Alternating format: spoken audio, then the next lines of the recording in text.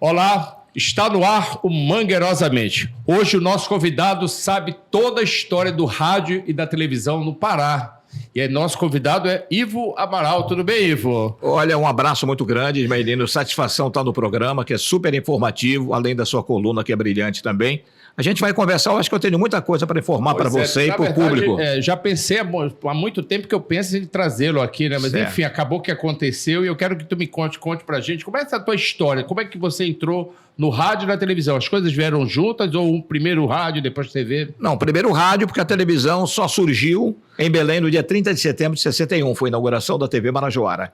E na rádio eu entrei com 15 anos, meio de brincadeira, para ser escuta, ouvindo jogos do sul do país, em agosto de 57, eu tinha 15 anos. Quando a televisão Marajoara inaugurou, eu tinha 19. Fui um dos apresentadores do show de inauguração e no dia imediato... Mas você já era um comunicador, por exemplo? Você sim, já, porque eu comecei com 15 anos e com 16 anos eu já estava narrando futebol. Era muito jovem na época. Ah, você começou como narrador de futebol? Comecei como plantonista, ouvindo jogos e passando informação para um dos monstros sagrados do Rádio do Pará, que era o Clodomir Colino. Ele colaborava com o esporte, ficava dando informação. Né? Professor Clodomir Grande Colino. Uhum. E quando veio a televisão, eu fui chamado assim uma semana antes pelo Péricles Leal para fazer um tal de teste que durou 30 segundos, ele já me botou no show de inauguração. Você me deu uma informação agora que eu não tinha correta. A TV Marajoara é primeiro que a TV Guajará? Primeiro, é pioneira aqui. Em todo quase... Que era Diários Associados. Diários Associados, que em todo o Brasil, primeira estação de televisão em cada estado era da rede associada. Uhum. TV Tupi Rio, TV Tupi São Paulo, TV Itacolomi de Belo Horizonte, TV Rádio Clube de Recife, TV Ceará. E tudo era primeiro, e aqui foi primeira estação. Era uma época, na verdade, que o rádio comandava, né? Quer dizer, a televisão estava nascendo, mas o rádio ainda era grande. O rádio era muito forte, inclusive no caso da Marajoara, que era considerada pelos associados uma emissora padrão do Brasil. Uma rádio inviável para o dia de hoje. Onde é que você imagina uma rádio em Belém com uma orquestra com 15 figuras, conjunto de câmera do Alberto Mota, regional do Alfredinho, 12 locutores da melhor qualidade, rádio-teatro com caixa de rádio-teatro e um caixa separado de comediantes. E auditório funcionando nos programas locais e nas atrações. Falávamos disso agora, quer dizer, tinha um teatro ali que ficava na frente do Largo de Nazaré, onde hoje é um banco, acho que Safra, né? É um banco lá que existe. Ali, originalmente, antes da rádio surgir, era o chamado Teatro Nazaré. Era um teatro que abria para as festividades nazarenas. A Rádio Marajoara, quando comprou a área, englobou o teatro, passou a ser o auditório da rádio. Então era usado para os programas da rádio, Rádio Divertimentos, Vesperal Alegre, e a partir de um certo momento também apresentando programas da televisão que usava o auditório da rádio. Pois é, e aí essa vinda da televisão logo em seguida, como é que foi? Você já passou, você virou apresentador de programas, como é que era essa época? Belém do Pará, por exemplo. Olha, deixa eu te dizer, a TV Marajoara foi uma escola para todos nós. Eu acho que de toda a turma que trabalhou na TV Marajoara, 95% nunca tinham trabalhado em televisão. Apresentadores, locutores, atores que eram... E tudo ao vivo, né? Tudo ao vivo. A televisão, 80% era ao vivo, o 20% restante eram as séries americanas de televisão. Da Germain, entendeu? Interpol chamando, Mr. Luck, Feiticeira, isso não, né? Era através de filmes que vinham dos Estados Unidos, aquelas séries americanas. O restante, jornalismo, musicais, novelas, tudo feito ao vivo aqui pelo cast local. Pois é, como é que era essa engenharia ali? Como é que era essa coisa de você montar, por exemplo, um espetáculo de teatro, uma peça de teatro, que era uma peça, né? Certo. Transformar aquilo em novela e um programa de... Nós tínhamos a TV, era chamada equipe de realizadores. E olha a equipe da pesada. Maria Silvia Nunes, Valdir Sarubi de Medeiros, Maria Helena Coelho e Raimundo Mário Sobral, que graças a Deus está vivo aí para contar essa história. Então era equipe de realizadores. O Sobral ficava mais na parte de humor, de shows musicais, e o Valdir Sarubi, a Maria Silvia e a Maria Helena cuidando das adaptações de novela. Tinha a TV Romance, que era 3 vezes por semana, que eram clássicos. E tinha programas tipo Nordeste, aqueles seriados do próprio Péricles Leal, chamado Videorama. Mas toda noite havia novelas na TV liberal, na TV Marajoara, perdão, e no sábado tinha o Grande Teatro, que era adaptação de peças como Dama das Camélias, etc. E olha só, mas o rádio continua ainda... O rádio continuou muito forte. A televisão, a coisa... A TV foi pouco a pouco se impondo, mas o rádio se manteve. Onde começou o rádio a ter seus problemas foi quando a TV começou com a fase do videotape. Que aí você tinha os grandes cantores do sul do país, os grandes musicais, aí a turma local foi sendo preterida. Então, nesse ponto, o rádio broadcasting, com novelas, com apresentações ao vivo, esse, por exemplo, ele caiu já tinha muito. Uma transmissão desses programas? Não, era tudo videotapes que eram mandados e a emissora... Não, videotape eram mandados. Uhum. Era exibido no sul do país e tinha um René, que ele vinha com a fita debaixo do braço e todo dia parava no estado. Chegava para Belém, tá aqui a tua fita, exibe e me dá amanhã. Aí daqui ele ia para Fortaleza, daqui ia para o Ceará, daqui ia para Pernambuco, até chegar à fase da Embratel, onde passou a ser tudo ao vivo e direto. E me diz uma coisa, mas você continuou, por exemplo, uma coisa que a gente se identifica muito contigo, ouvindo a tua voz, né? Ouvindo você mesmo, a tua figura, como o locutor esportivo, né? Aquele cara que narra jogo de futebol, que na verdade não é para qualquer um, na verdade tem que ter uma técnica de narração, né? Olha, eu sempre fui ligado ao esporte, inclusive na TV Marajoara. Só que na TV Marajoara eu acabei sendo um faz-tudo, eu era o regra 3. Pierre Beltrán viajava, eu ficava no domingo depois das 9. Roberto Jales viajava, eu apresentava o domingo depois das 9. O Pierre, claro, que é o Pierre Show. E assim eu ia substituindo todo mundo, mas a minha função original era responsável pelo esporte. Nós tínhamos todo dia, de 7 às 7h10, todos os esportes. Uma vez por semana, quarta-feira, Luvas de Ouro, que era boxe, né? E no mesmo dia, uma hora depois, o duelo de titãs, que é aquele telequete famoso, né? Sim. Pancadaria para valer. Ainda tinha um programa que esse eu não participava, que era sexta-feira, futebol de salão direto, narrado pelo Carlos Castilho. Agora, por exemplo, você falou, você já era uma pessoa conhecida no rádio, né? Você começou a aparecer a sua estampa, a sua imagem muito para televisão. Muito. Você foi uma espécie de um astro na cidade. Pois é, né? Você vê que tem um anúncio aí, né, que o Lúcio Flávio colocou nesse Memórias do Cotidiano, que é a propaganda da transmissão da rádio. Então era patrocinada pelo Guaraçuco, né? E eu acabei ganhando o apelido de Garoto Guaraçuco. Eu estava em todas, realmente, nas transmissões de futebol, nas transmissões da TV. Isso, na verdade, como era que você lidava com essa visibilidade muito alta? Assim? Tinha as fãs? Tinha... Olha, sempre existia, né, o carinho do pessoal, né? Eu tinha um visual até agradável na época, não é? E o pessoal procurava a gente, mas dentro de uma normalidade, de uma seriedade que não tem tanto hoje, né? Naquele tempo... Você sabe como era Belém, né? Muito restrito, né? Não se podia avançar o sinal, a juventude, né? Namorava no cinema e tudo mais. Então, mas foi uma época boa. Eu costumo dizer que a TV Marajoara foi uma coisa inesquecível para o mercado do Pará. Vou te dar só um exemplo. A TV Marajoara inaugurou dia 30 de setembro de 61. 2 semanas depois da inauguração, a TV Marajoara acompanhou o Círio de Nazaré de ponta a ponta, desde a largada lá do início, ali na Catedral, até a chegada. Eu era o locutor da chegada. Fiquei trepado lá no segundo andar da Basílica, eu era o locutor da chegada. Mas isso é uma transmissão ao vivo? Ao vivo. Ela fazia futebol ao vivo. Isso que ano mesmo? 1961. 1961. Era uma pedreira, porque ninguém conhecia a televisão, né? Você ia aprendendo diariamente com as dificuldades que apareciam, né? Especialmente... E outra coisa, as pessoas, na verdade, elas já eram profissionais de outras áreas e foram cair lá, né? Na verdade, ou tinha alguma coisa para a pessoa se preparar para ser aquilo. O grande mercado do rádio, sobretudo da própria Marajoara, que era co-irmã, né? E era no mesmo terreno, a Marajoara de frente para Nazaré. E a TV Marajoara de frente para o governador Zé Malcher. Uhum. Então era só passar de um lado para o outro.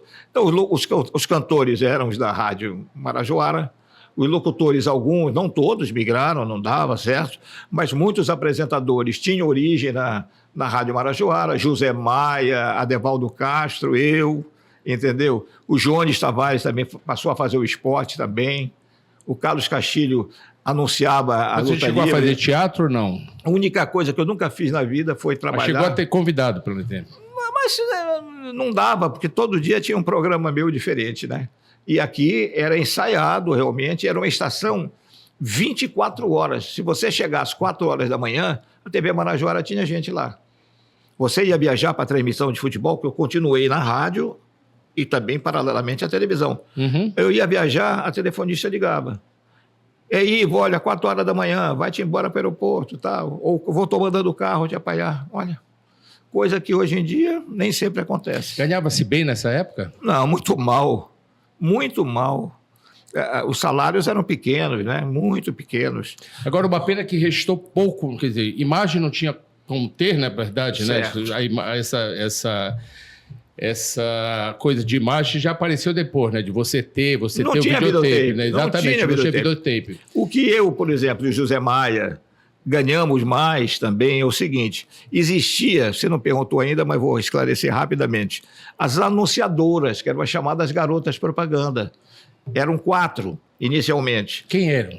Olha, nós tínhamos a Sônia Altman, tinha a Candinha, Era só as bonitonas. a Candinha, tinha a Regina Lúcia, eram 4 ou 5. E o comercial não era determinado pelo cliente, o cliente mandava o comercial ao vivo e o setor de comercial escalava quem ia Até fazer. o comercial era ao vivo. Ao vivo, tudo. Eu fazia muito comercial, foi onde eu comecei a ganhar dinheiro. Agora, assim, de tudo que tu viste Eu ali... fiz, José Maia fez e muitos outros fizeram. De tudo que tu viste, tudo que tu passaste, assim, conta um fato muito... Televisão ao vivo, né? Todo Certo. mundo tem histórias para contar, né? Maravilhosas, né? Nosso amigo... Coisas que aconteceram que não teve como, né? Eu até Tá ao que não vivo. tive um grande problema. Eu me lembro que uma vez eu quebrei toda a louça do AF Coelho, me mexi de maneira... Não fui para o lado certo, derrubei pia, derrubei tudo no ar. Mas teve outros problemas. Foi lançada a geladeira com aquele... Como é? O fechamento automático, né? Que não tem mais o trinco, né? Como Sim. tinha na casa do teu pai. E aí, quando lançaram, era uma novidade. Aí a apresentadora, não me lembro, foi a Tereza Cristina, começou a falar que era prático, moderno, e veja como é fácil de abrir. Quem disse que ela conseguia abrir? Não conseguiu. Depois de na muita- verdade, tu fala daquela porta de Isso. sucção, né? De sucção. Quando ela abriu, veio ela puxão com tudo. Né? E também uma que ficou na história era muito grande o estúdio da TV Marajoara. Era o maior do Brasil na época. Eu tive na TV Tupi do Rio várias vezes, Tupi São Paulo, e o nosso estúdio era o maior de todos. Sabe o que o pessoal fazia às vezes? Enquanto não montava o cenário do PR Show, jogava o futebol de salão lá. Aí uma vez a Marcosa deixava o Gordini lá cedo para a propaganda do Maia, aí o pessoal saiu para passear. Quando o Maia foi fazer o comercial falando da força, veja o motor do Gordini que ligou, meu amigo. Cadê? O Maia ficou com a cara no chão. É difícil, mas são coisas que acontecem ao vivo. Viraram lendas, inclusive. Viraram né? lendas. O pessoal gostava. Fora, por exemplo, os artistas que vinham em Belém, muito na época da época da quadra Nazarena, né? Sim. Iam também lá.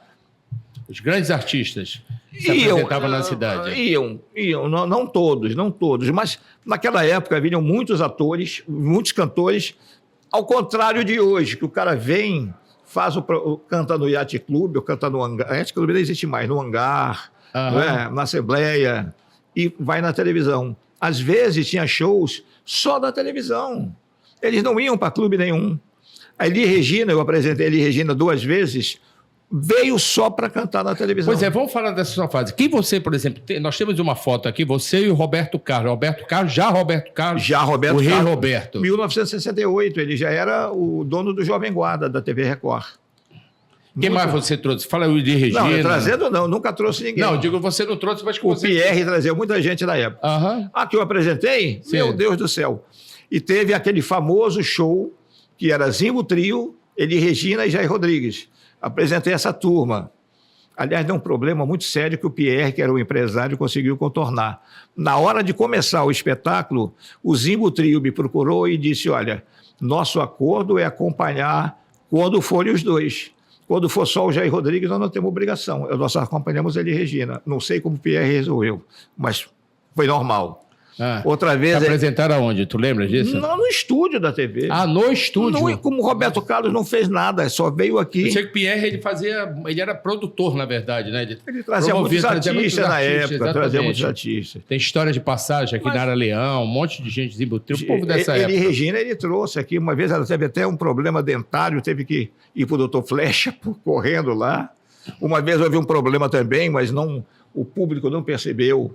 O coitado do Sobral teve que dirigir, resolver o problema, porque na hora que ela vai ensaiar, em cima da hora, o piano tinha uma nota desafinada. Aí prepare a bronca que ela deu, né? Palavrão mesmo. Pimentinha, né? Como era chamada. Chamou palavrão para todo lado. O Sobral em dificuldade, que sempre tinha um representante da TV, né? Eu era o apresentador. E eu corajosamente, eu falei com ela e disse: Elis, você tem razão. Mas por que teus músicos chegaram tão em cima da hora? Podiam ter vindo à tarde ensaiar. Aí ela, surpreendentemente, ela aceitou, não brigou mais. Mas cada vez que o músico tocava aquela nota, ela ficava rindo, né? Dava aquele risinho, né? Uma coisa de artista. Além do rádio, da televisão, por exemplo, tinha apresentações ao vivo? Tipo assim, a rádio tinha um show montado de itinerante, assim, com as esteiras daquela rádio? Não, tinha. Por exemplo, tinha chamada Batalha de Confete, né? Que chamavam Batalha de Confete. O que era Batalha de Confete? Transmissões do desfile de carnaval. Às vezes era um show fim de semana em determinado bairro. Quando tinha o desfile oficial também a gente acompanhava. Naquela época, eu e a Bílio apresentamos muitas vezes o Rainha das Rainhas. Que o Rainha das Rainhas era da Folha. A Folha não tinha televisão. Até o surgimento da TV liberal, a TV Marajoara cobria rigorosamente, todo ano eu apresentava com a Bílio o Rainha das Rainhas. Era onde? Era itinerante. Até uma vez foi no Sacibar, por incrível que pareça. O Rainha da Rainha. O Rainha da Rainha. Outra vez foi na sede do Paraclube, na sede da Assembleia, variava sempre. Não tinha um palco determinado. No Yacht Clube, depois que o Rômulo assumiu... Como é que era a engenharia nessa hora do ao vivo ali? Porque até hoje ao vivo é uma coisa... Vamos contar que é confuso ali, né? Se qualquer pedaço, qualquer coisa acontece no ao vivo, mas já está ao vivo. Naquela época era mais difícil, tinha que fazer... Essa questão de transmissão. Hoje, com toda a tecnologia, a gente já percebe que... Hoje a tecnologia já facilita. Por exemplo, eu fazia o programa Todos os Esportes, 10 minutos, eu terminava o programa suado. 10 minutos. Por quê? Eram aqueles panelões imensos de luz quente na tua cara, aqui de um lado e do outro.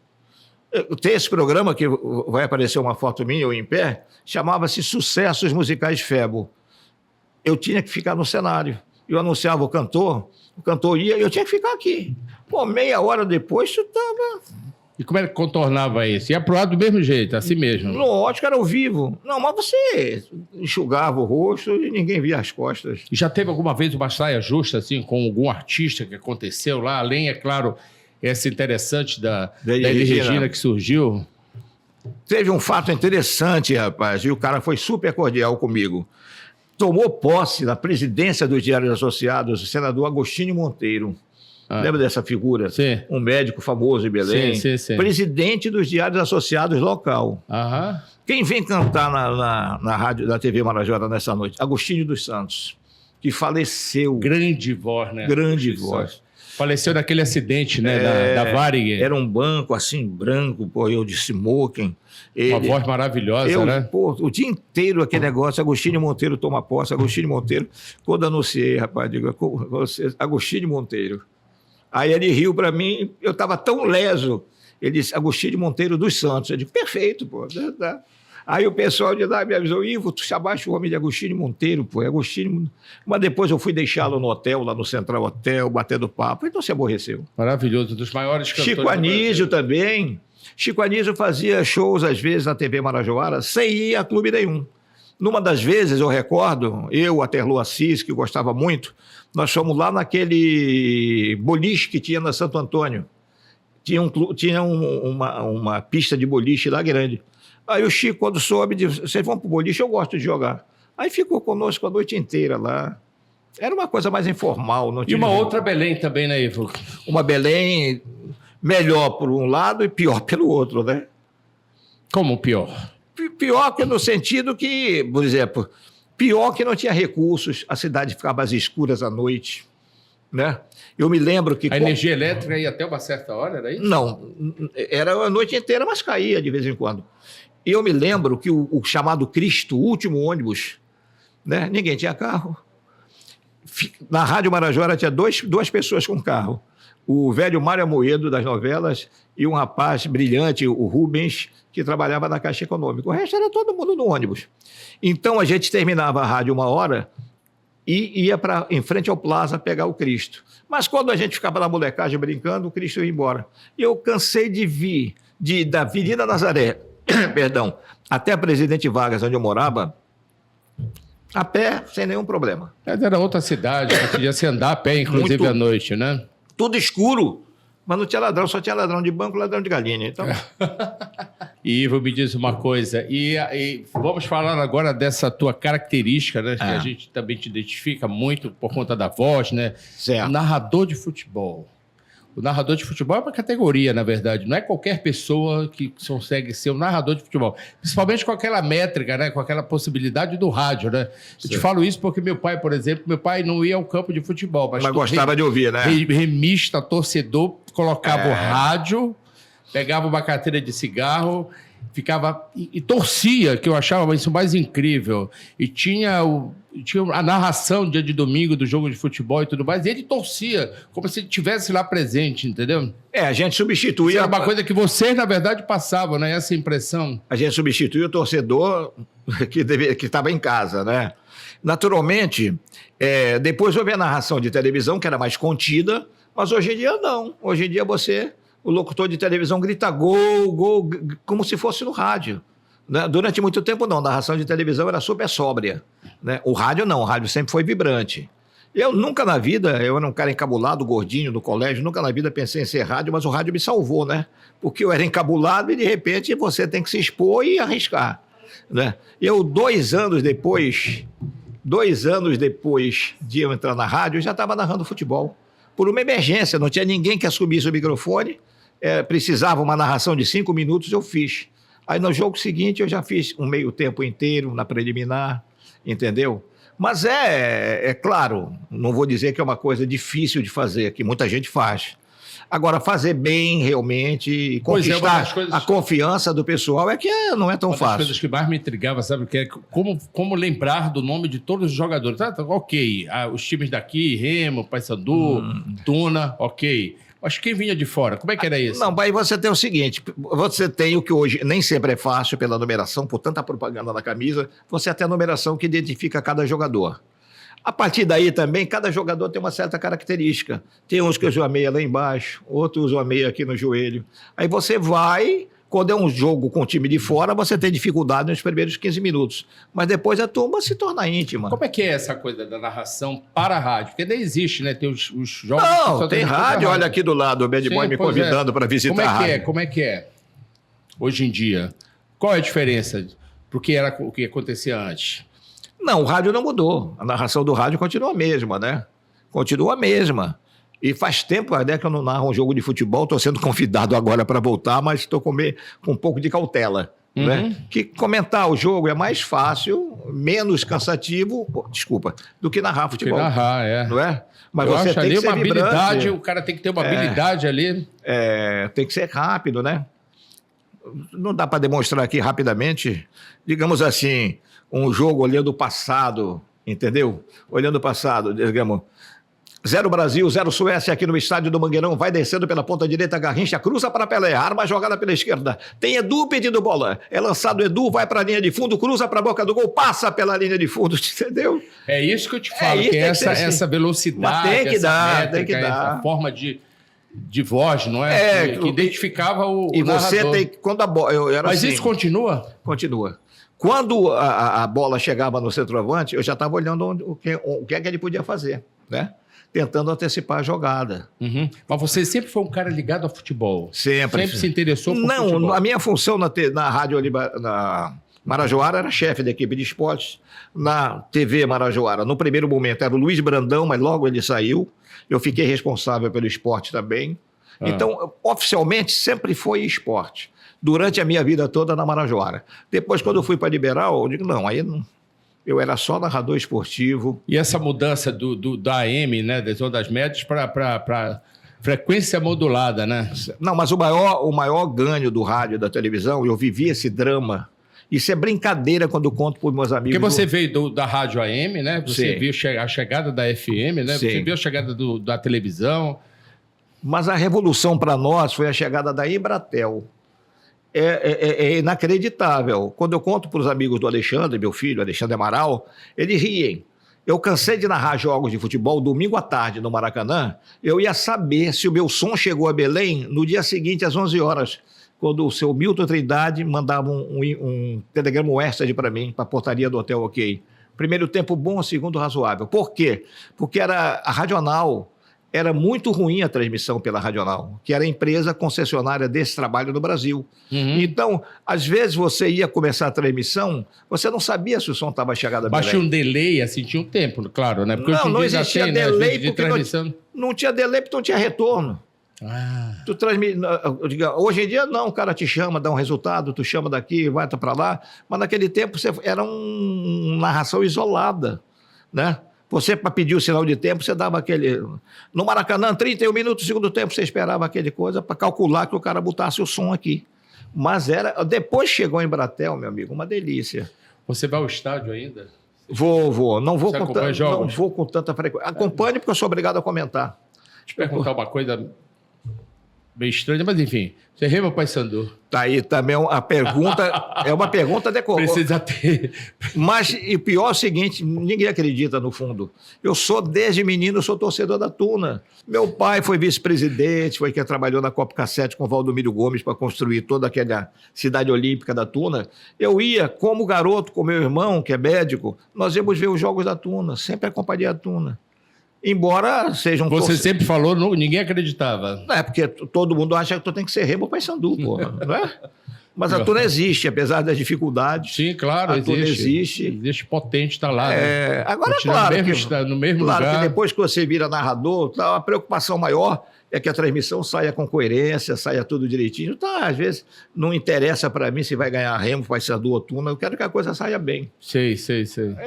É o mais importante. Você ainda faz a narração de jogo de futebol? Não estou fazendo no momento, eu estou fazendo só nem comentários. Comentário tá, agora com a cultura, né, que tinha a concessão do Parazão, eu fazia comentários ao vivo, fizemos muitos jogos ao vivo. Tinha outros comentaristas também. Foi o Binho me convocou e muitos jogos eu fiz ao vivo. Quanto tempo você está nessa coisa lá do início do rádio até Meu hoje? Deus do céu, tem uma maquininha aí para calcular, não? Irmã Elina, eu comecei no rádio, eu guardei a data, 27 de agosto de 1957.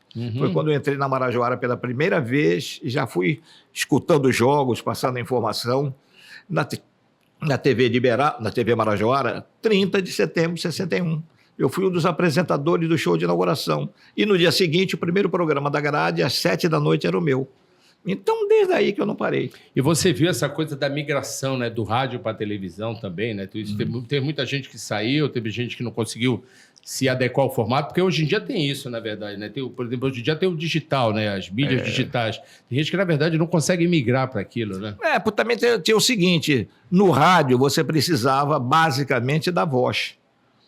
Na televisão você precisava de voz e de imagem. E nos primeiros tempos da televisão havia um certo rigor. Se o cara fosse um cara muito feio, antipático, achavam que não podia botar no vídeo. Hoje isso aí foi um pouco esquecido. Desde que o cara tenha carisma e tenha competência, faz o trabalho. Claro. Mas naquela época nem todo mundo conseguia. E também tinha o fator nervoso, né? Era uma responsabilidade maior. Tu estás falando e todo mundo está te vendo. E esse o ao vivo também, na verdade, você tem que ter esse foco, essa responsabilidade, e a coisa funciona por ali, né? Lógico, você pega, como eu peguei várias vezes, interinamente, eu nunca quis ter programa de auditório, nunca gostei muito de auditório.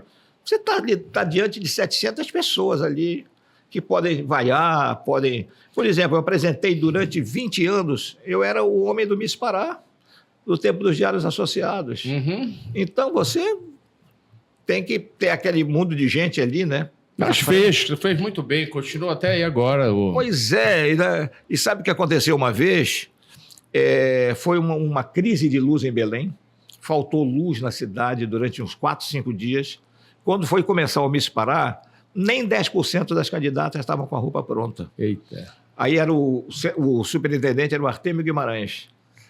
Quando deu 10 horas da noite... Diários Associados, que era jornal Província tinha falecido Milton Trindade. Aham. Aí o Artêmio diz assim, 10 horas da noite, o pessoal já meio inquieto, né, era para começar às 9. Aí o Artêmio diz para mim, Ivo, vai lá, explica. Aí eu cheguei lá, expliquei, falta de luz, nem todas as candidatas estão preparadas e tal. O pessoal bateu palma, ótimo, né? Aí quando deu 15 para as 11, nada. Aí o Artêmio de novo, Ivo, vai lá de novo. Aí eu de novo, tal, ninguém bateu palma, mas ninguém vaiou. Quando deu 11h30, Ivo, volta. Eu digo, não, agora eu não volto. Tá louco, pô. E o pessoal foi começar meia-noite o concurso. Foi que não tinha como preparar roupa de candidato, máquina de costura elétrica, tudo parado, não tinha luz em Belém. Foi um drama, começou meia-noite o concurso. Mas é isso, são essas coisas, essas histórias que ficam, contratempo. E é bom que te dá uma cancha enorme, né? Te dá uma cancha enorme. O pessoal fala muito dos locutores esportivos, o céu está azul, o gramado é verde, mas eu sempre dou um exemplo. Desfile das escolas de samba do Rio de Janeiro. Era uma transmissão de 12 horas. Desde o começo, quem eram os narradores? Pessoal do futebol, do esporte, Léo Batista, Fernando Vanucci, Luciano do Vale. Era o pessoal que já tinha ali... Kleber Machado, Luiz Roberto.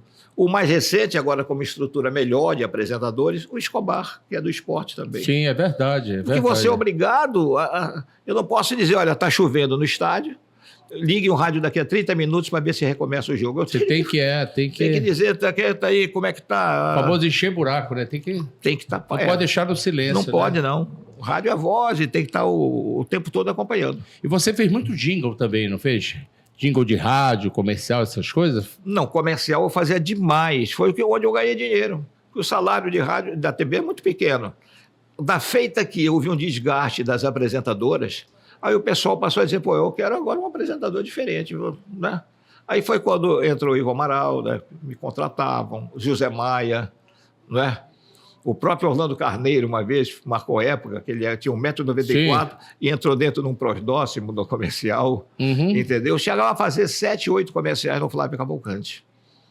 Às vezes, meu cliente, às vezes, contratado pela agência, né? E como eu não tinha paciência de decorar, eu tinha que pegar o gancho, mais ou menos, de cada comercial e improvisava na hora. Isso deu uma facilidade. Qual é a questão do tempo, por exemplo? Do tempo? Você tinha esse tempo para fazer aquele comercial? Tinha. Ou era uma coisa mais estendida? Não. O tempo de comercial era 1 minuto. Agora, deixa eu te dizer, não havia um rigor para cortar. Se passasse 5, 10 segundos, não havia, porque as transmissões não eram em Bratel. Sim. Hoje em dia, não. É real time. Tu tens que terminar naquela hora exata. Mas naquele tempo, não. Naquele tempo era tudo videotape. Então, se passasse 5, 10 segundos, não havia problema maior para a exceção. Eu percebo, por exemplo, te encontro muito, né? A gente se encontra bastante. No cinema. Se encontra nos cinemas, principalmente, e se encontra. Certo. E vejo que você é uma pessoa muito reconhecida hoje em dia, né? Isso traz uma satisfação para ti, né? Tem muita gente que te conhece, que vem falar contigo, que vem te cumprimentar. Olha, é um negócio muito gratificante. Tem desde que eu chamo as velhinhas da TV Marajoara, que são as pessoas já da minha idade, que gentilmente dizem, você não mudou nada, tá com a mesma... Que é isso, como é que eu não mudei? Mas são o resultado, modéstia à parte, de um trabalho bem feito, né? Porque você tem que ter um comportamento correto. E eu sempre procurei fazer isso, sempre procurei no microfone, tudo que eu faço, procurar fazer da melhor maneira possível. Tive a sorte desse trabalho ser reconhecido. Quando chegou a Copa, para você ter uma ideia, quando chegou a Copa do Mundo de 78, ainda pela rede Tupi de televisão, eu fui o único cara do Norte e Nordeste chamado pelo Walter Abrão para compor a equipe da rede Tupi, do exterior. Que, aliás, falando em Copa do Mundo, você foi para a Copa do Mundo, né? Cobrir a Copa do Mundo pela Liberal. Eu não fiz tantas Copas do Mundo assim. Eu fiz 3 Copas do Mundo. Uma pela rede Tupi de rádio, em 1966, em Londres. Olha o tempo, hein? 66. Depois eu fiz em 78 pela rede Tupi de televisão. E, conforme as fotos vão documentar, quando a Rádio Liberal decidiu fazer a cobertura da Copa, que foi uma coisa extraordinária. Nós transmitimos ao vivo desde o primeiro jogo até o último da decisão lá em Berlim. Foi um grande trabalho que a Rádio Liberal fez naquela época. Foi quando eu voltei para a Rádio Liberal, chamado pelo Rômulo para compor a equipe e fazer um trabalho que foi realmente muito bom. Como é essa sensação de estar ali na Copa do Mundo? Deve ser uma coisa espetacular. É, né? Outro peso, pelo né? evento, né? É outro peso. Você está toda hora convivendo com pessoas do mundo inteiro, pô, né? Profissionais de todo o Brasil, né? De vez em quando você encontra figuras, toda hora. Estava vivo ainda Luciano do Vale, a gente sempre no Centro Mundial de Imprensa cruzando com Galvão, com Arnaldo César Coelho, até com Pedro Bial, que fazia parte da cobertura. É realmente um negócio fora de série, é o sonho de todo mundo ir para a Copa do Mundo, né? Sim, uma coroação, na verdade. Só que te rouba muito tempo de trabalho, né? Sim. Eu fiquei mais de 30 dias no exterior, na Alemanha, mas tive que fazer, né? Tive que fazer e foi um trabalho muito bom. Eu acho que a Rádio Liberal ficou orgulhosa daquilo que foi feito, não por mim, por toda a equipe que foi para a Copa do Mundo. Agora tem uma coisa que você falou, a gente se encontra muito no cinema, Exato. né? Você é o cinemaníaco. Sempre foi esse cinemaníaco? Sempre, desde menino. Encontro muito. O Ivo é um cara que eu mais vejo no cinema. A gente combina até, né? Filmes assim, olha, tá passando uma coisa, tá passando ali.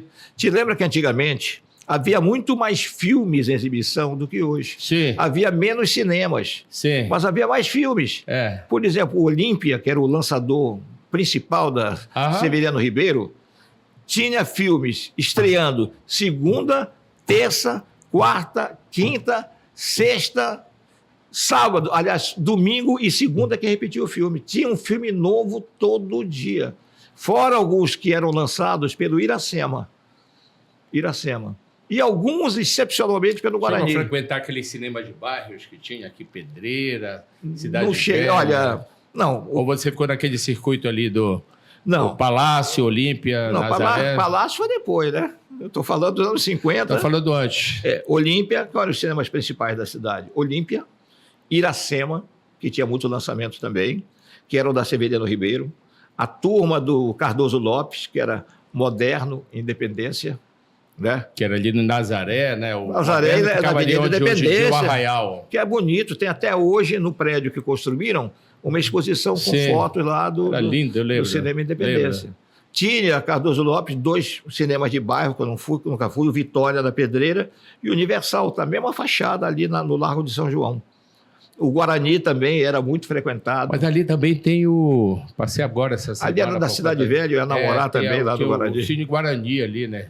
O Guarani, pois é. Que é o anexo ali do tribunal ali. Mas é o Guarani, a fachada é a mesma. A fachada é a mesma. Teve até uma exposição de cinema alguns anos atrás, promovido pelo clube. Mas essa paixão pelo cinema é... Desde cedo. Né? E você, por exemplo, se você sempre foi um cara casado, você casou logo, porque, por exemplo, assim, você, claro, famoso, aparecendo na televisão, já era um cara conhecido de rádio, devia ser muito assediado ou não? Não tanto. Mas eu comecei vendo cinema. A primeira sessão que eu via cinema era a sessão de sábado à tarde do Olímpia. Era uma sessão, a partir de 1951 eu comecei a frequentar, eram desenhos animados, jornais, era Atualidades Atlântida, Notícia da Semana, Esporte na Tela, entendeu? Aí tinha os desenhos animados, tinha também um seriado de televisão, toda semana tinha um capítulo. Depois eles estenderam. Além do seriado de televisão, tinha um filme de faroeste de 50 minutos. Então era 4 horas da tarde ou 5 horas da tarde, para aquilo lotava. E você, na verdade, é um cara múltiplo, né? Porque além de tudo isso que a gente já falou, rádio, televisão, você também escreve, né? Você escreveu, fazer crônicas esportivas. Não, exato. Até hoje eu tenho, né? Domingo assina um comentário do Liberal, com título Ivo Amaral, né? Todo mundo tem seu nome, Ivo Amaral, Carlos Ferreira. E também a minha vida em jornal, por incrível que pareça, começou com 17 anos, porque eu era dos associados. O Júlio Lins, pai do nosso Zebra aí, né? Que marcou a época também na imprensa, ele é o editor de um jornal, um vespertino chamado A Vanguarda. Era o vespertino dos Diários Associados. Aí ele saiu. Aí eu fiquei, sem nunca ter trabalhado em jornal, fiquei 6 meses lá como responsável pela página de esportes. Agora, era mais fácil, porque eram 4 páginas só, né?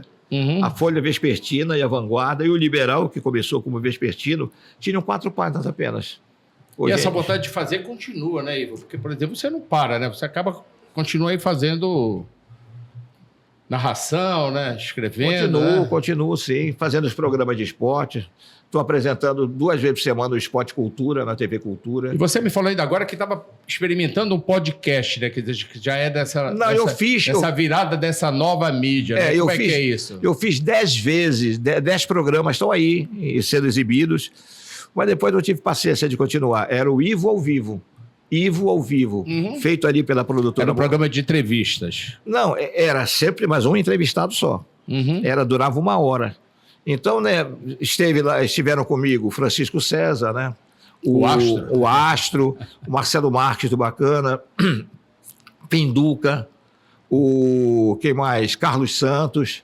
Foi uma série de programas realmente muito interessantes. O Luiz Omar Pinheiro, que além de presidente do Paysandu, é prático da Barra, tinha muitas histórias sobre esse negócio de navios, o prático conduzir aquilo que o piloto internacional não saberia, o comandante internacional, entrar aqui na Baía de Guajará.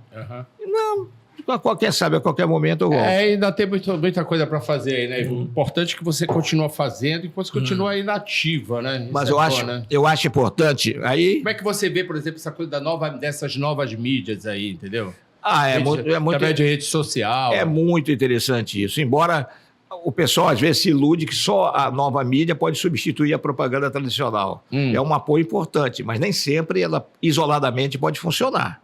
Não funciona. Se não tiver o apoio da mídia tradicional, se não tiver as TVs do Brasil, tinha tudo fechado, né? Quem ia anunciar se você tem a mídia social de graça, entendeu?